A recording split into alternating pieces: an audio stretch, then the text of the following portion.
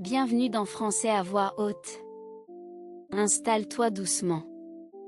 Aujourd'hui, je te raconte mon premier voyage à Paris. Une histoire en français facile, lente, et racontée à la première personne. Regarde, écoute, et entre dans l'histoire. Je m'appelle Maya. Ce matin, j'arrive à Paris pour la première fois. J'ai une petite valise et beaucoup d'émotions. Dans la gare, tout bouge. Les roues des valises font du bruit. Les voix montent très haut sous le grand toit. Ma tante doit venir me chercher. Je regarde à gauche, puis à droite. Je ne la vois pas. Je prends mon téléphone. La batterie est presque vide. J'essaie d'appeler, mais l'écran devient noir. Pendant quelques secondes, je reste immobile. Paris est devant moi, grand et beau, mais je me sens toute petite. Je pense à ma mère. Elle m'a dit, si tu as peur, respire. Alors je respire lentement. Je trouve un plan du métro.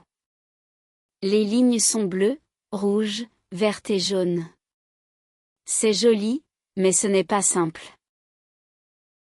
Je demande de l'aide à une dame. Ma phrase n'est pas parfaite, mais elle me comprend. Elle me montre le bon quai. Elle parle doucement. Je dis merci 2 fois, parce que je suis très soulagée. Dans le métro, je tiens ma valise contre moi. Les portes se ferment. Mon premier voyage dans Paris commence. Je descends une station trop tôt. Je regarde autour de moi et je ris un peu. Ce n'est pas grave. Je peux remonter. Cette petite erreur me donne presque du courage. Je comprends que je peux me tromper et continuer. Quand je sors du métro, il commence à pleuvoir. Les rues brillent. Les passants ouvrent leurs parapluies. Je vois un petit café avec une lumière douce. J'entre pour attendre et pour me réchauffer. Je commande un chocolat chaud. C'est ma première commande seule à Paris. Ma voix tremble un peu. Le serveur sourit et dit, très bien. Ces 2 mots me font du bien. Je me sens moins étrangère. Je m'assois près de la fenêtre. Dehors, les voitures passent dans la pluie. À l'intérieur, tout sent le pain chaud. Mon téléphone se rallume 1 minute. Je reçois un message de ma tante, je suis en retard. Va à l'hôtel. Je t'y retrouve.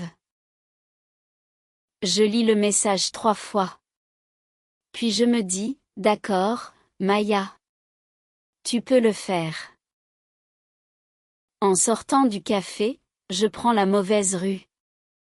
Les maisons sont belles, mais je ne reconnais rien.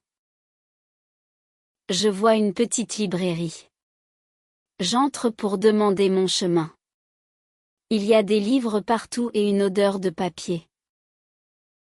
La libraire écoute mon adresse. Elle prend un stylo et dessine un petit chemin sur mon plan. Avant de partir, je regarde un petit livre de français. Les phrases sont simples. Je comprends presque tout.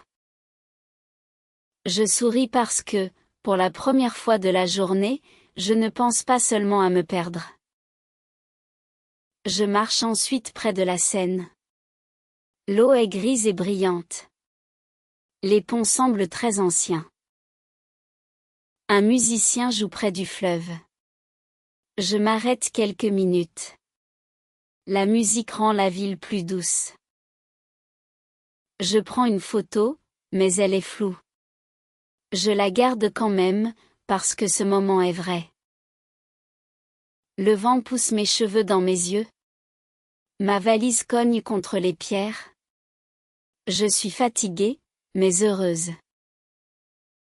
Je regarde les fenêtres, les arbres, les vélos, les bateaux. Paris n'est plus seulement une carte. C'est une journée. Enfin, j'arrive devant l'hôtel.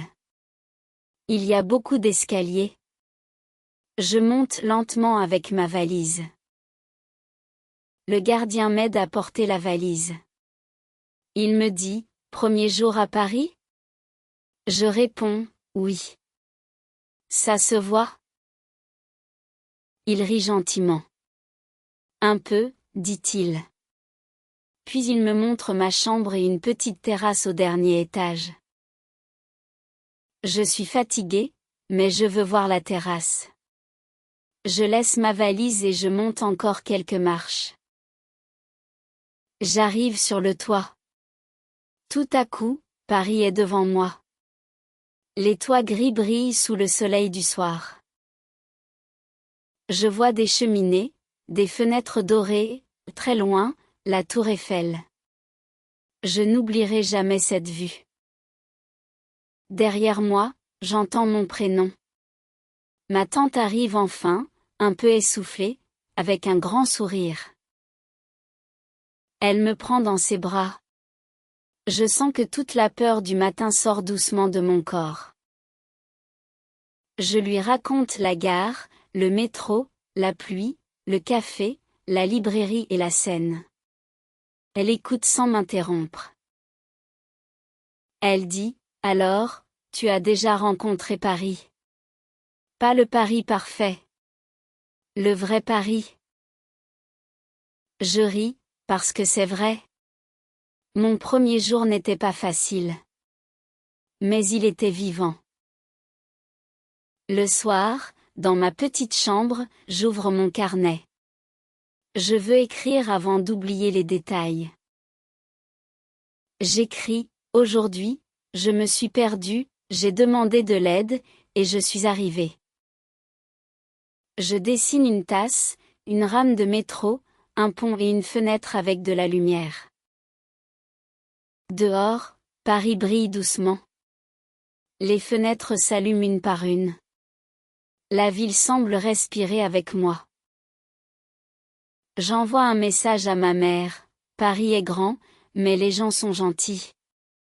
Et moi, je vais bien. » Je garde surtout une chose, je n'ai pas besoin que tout soit parfait pour aimer un voyage. Un premier voyage, c'est ça.